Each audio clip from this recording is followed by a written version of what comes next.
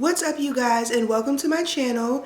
In today's video, we are recapping the season finale of Love After Lockup. The title of the episode is Wedding Rings and Secret Flings. We are doing the scenes for Monique and Derek. And y'all, this should be a good one, so let's go ahead and jump right into this. Oh, I almost forgot. Before we get started, if you find that you are liking this content, if you make it to the end of the video, please like the video and subscribe to my channel. It really helps me out. All right, you guys, now let's go ahead and get started. So the episode opens up and Monique and Derek are in the car again, and Derek calls his brother Darren, and he's trying to get everyone together, all his brothers and sisters, with Monique and him, so that they can meet Monique and possibly put the beef behind them. He's trying to do a cookout at the park, something light, something easy, in hopes that they all get along. Now, I don't know how this is going to go, because the first thing Darren's brother says is, "I'm allergic to grass." Didn't nobody say you had to sit in the grass, Darren? Sounds like you just don't want to go to me. So Derek is saying that he really hopes his sisters gives Monique a chance because he wants to propose to her any day now, y'all. I'm sorry, I'm still not buying this relationship. Like, I don't know. So Monique and Derek go into the grocery store and they're picking up food for the picnic that they're about to have. And we see Monique in her dress, and she's saying that she's being a team player because Derek really wants her to try and work things out with his siblings. So Monique is down for the cause, but she does say that if they're open to apologizing, you know, she's down for that. Like, that's all to the good. And if they want to fight, that's all to the good too. So she's prepared for whatever. So fast forward and we are at the park. Derek is trying to get the burgers popping on the grill. Derek Sr. shows up, and Big Ma and his auntie. So that's good. I'm glad they're there. Maybe that will like keep the peace a little bit. And Monique has an ally in them, so that's good. Hopefully she feels a little more calm and settled. So maybe this might not go too bad. We'll see, y'all. And y'all, Big Ma is like 95 or 96 or something like that. I cannot remember, but she's definitely in her 90s. And she looks really good. And she is like getting around so good. She literally walked through that park to the site where they're having the cookout by herself. Like, she is getting around so well in her 90s, and I hope that I am too. So Monique is talking to Big Ma, and she's like, Derek's brothers and sisters are supposed to show up today. Who knows if they're actually even gonna come? So Big Ma is like, well, are you gonna be okay? And Monique says, yeah, I'm gonna be good. So we'll see, Monique. It doesn't sound like you're gonna be good because it seems like you're nervous about it. And I would be too. So they're all sitting down and they're eating at this point. And Auntie says, like, what else are you gonna put on the grill? And Derek is like, I don't know, nothing. If you know, my brothers and sisters don't come. So Monique chimes in and she says, they're already late and you think they're gonna come here and apologize? So Derek is still trying to be positive. He's like, don't let it ruin the day. Monique is saying, you know, it's just rude. And he's like, it's rude, but that's them. You can't expect nothing different. But we see Derek in his confessional, and he says that this is exactly what he was going through in jail with them. They're just inconsistent, which is really annoying. Like, I'm a person who's always late, so I definitely give people grace. I don't really expect anyone to be timely when it comes to showing up for me because I'm late all the time. So I can get it from the brothers and sisters' point of view, and then I also get it from Derek's perspective because everyone's always mad at me. But I would at least call. Now, I don't know. It doesn't sound like they called him to let him know they're on their way or anything. I would at least call and say, listen, I'm super late. I'm coming. I will be there. So I would at least do that. So Big Ma and Derek's dad, his auntie, they end up leaving because they've been there for a while. And Big Ma is like, at the grand old age of 94, it's getting late. So basically, we got to go. They were going to stay to be there for the other family, but it's just getting too late, so they are leaving. So now it's just Derek and Monique, the last lonely ones left. So at this point, Derek is frustrated. He's like, I'm tired of calling them. They knew where we were going to be like 4 or 5 hours ago. So the family is literally 4 or 5 hours late. That's crazy. I didn't realize they had been waiting that long and haven't called or anything. And they're not picking up Derek's calls. So they're literally packing up to go. This whole cookout was a waste. So Derek and Monique are officially in the car and they are leaving. They're going back to the hotel. And guess who pops up, y'all? The siblings finally show up. So Derek is annoyed. He sees them in the rear view mirror and he's like, just come on, I want to go back to the hotel. Like, he's getting upset. He's telling Monique to move faster. Like, come on, he just wants to leave. He just wants to hurry up and leave, so he doesn't even want to talk to them. So they like pull behind Derek and Monique so they can barely back out. Derek's sister gets out the car and she like knocks on the window, talking about roll the window down, what the F is the problem? And Derek is like, I'm tired, like we've been here all day, I'm ready to go, y'all are late. And she's like, okay, but why would you try to pull out like that when the cars are right here? That's rude. And then she says, I really would like to smack the F out of somebody. So you already know Big Mo chimed in like, smack who? So the sister's like, I would have smacked the F out of you. Like, why would you pull off like that? This is a mess. So Mo is just like, girl, bye. So she starts to back out and she was like, I will hit you. And the sister is there pretending like she's being hit with the car. She's literally all up on the car with her bad body. And she falls on the floor like Monique hit her. Now, mind you, this is all very dangerous. Are you crazy? I don't know if Monique is a new driver or not, but you're just not supposed to be all up on somebody's moving vehicle like that. What if she accidentally drives forward when she's trying to be reversing just because of the stress of the situation? Like, you just don't know. So why in the world are you doing all of this? You look crazy. You could have just showed up on time. You could have just showed up 1 hour late. You could have answered the phone when Derek was calling you. This is all ridiculous. So then the sister gets up and she proceeds to start hitting the car. She's banging on the windows, trying to open the door like you're about to do something. This is why Monique and her sister jumped you. What in the world are you doing? And then her build is killed.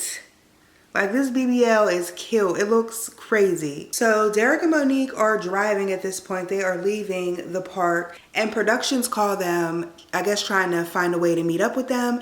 So Monique is like, well, I'll pull over here. And Derek is very, very frustrated at this point and he's like yelling at her like, no, I have a place for you to pull over. Like, I don't want you to stop right here. And probably because he knows his brothers and sisters are crazy, so they need to get out of there fast, which is sickening. I kind of feel like, Derek, if you know they're this crazy, if you know they really want nothing to do with Monique, then you probably should just keep it separate. Let some time pass and keep it separate until then, because this is going nowhere and somebody is going to get hurt. But instead of doing that, Derek is all frustrated and he's taking out his frustration on Monique. And he's in the car, he's screaming at her like, this is my hood, I know where I'm going. You keep trying to pull over. And Monique is like, shut the F up. And so Derek is like, you shut the F up. And it's just a mess. And y'all shouldn't be talking to each other like that. I don't believe in swearing at each other in a relationship. That's crazy. So they are officially in this car fussing and fighting with each other. And Monique feels like Derek should get on a call with his sisters and talk to them about what happened. She's mad. She really wants to be fighting the sisters, but Derek is the only person there, so she's taking her frustration out on him. He's taking his frustration out on her. It's a mess. She ends up calling him the B word.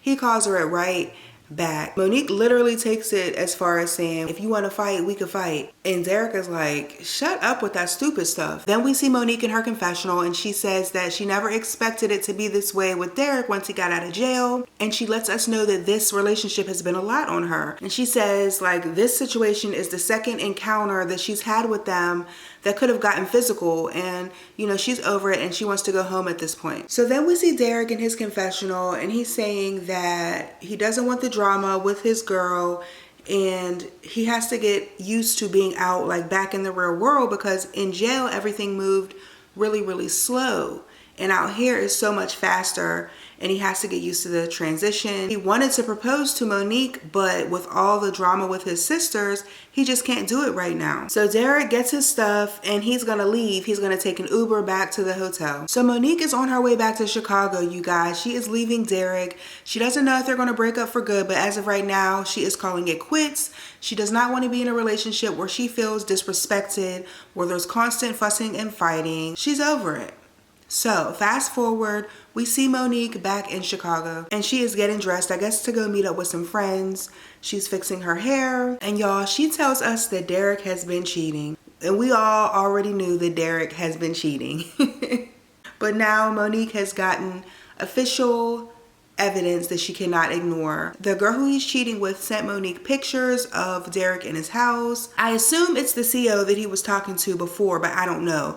But she says that it was a girl that he was talking to in jail, and the girl is sending her all of these pictures because she's upset because Derek was pillow talking with her, telling her like she's gonna be it when he gets out of jail, but never told her that he has a girlfriend. Y'all, Monique tells us that she checks Derek's location 50 times a day. She's just at home checking his location every 5 minutes. She's doing that 50 times a day. That's crazy. If you have to do that, then y'all just shouldn't be together.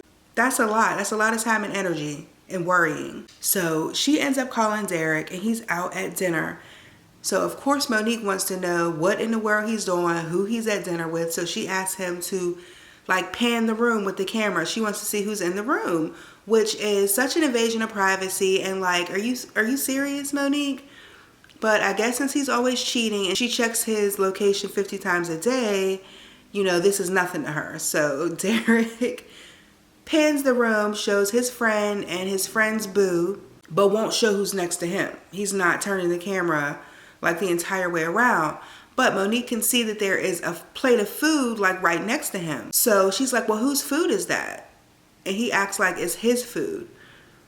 And Monique knows like, no, that's another girl's plate right there. And Derek is laughing. So you can tell that he's lying because he's laughing. He won't turn the camera and he just looks like he's lying. Y'all, this is too much. Then they're going back and forth and he ends up hanging up on her.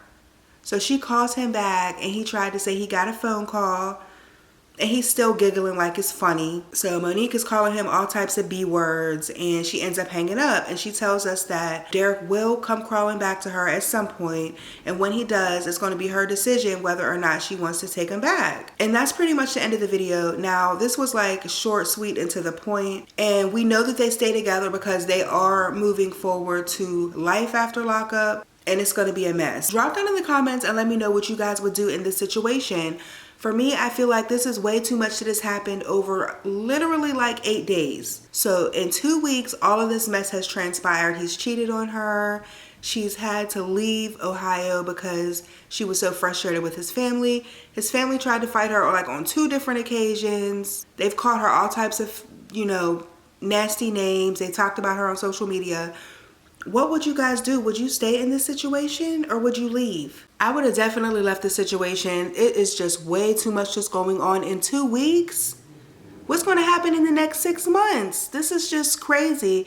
The family is too ghetto. Those sisters are never going to let up on her. And if they do, maybe they will, but that needs some time. Like, Derek is cheating. She has to check his location every 5 minutes. It's all too much. I'm out. And Monique, you should be out too. But I guess the self-esteem issues are making you stay. Like, I'm not sure, but it's not worth it. He's never going to be faithful to you. He's only with you because he feels obligated to be with you because you stayed with him while he was in jail for 2 years. You financially helped him. You've helped him a lot. So he's definitely feeling like he owes you. So because of that, he's staying with you, but he's not going to be honest. He's not going to be respectful because after some time, like, he's going to get sick of that. Like, how do I owe you for the rest of my life? I already did my bid in jail.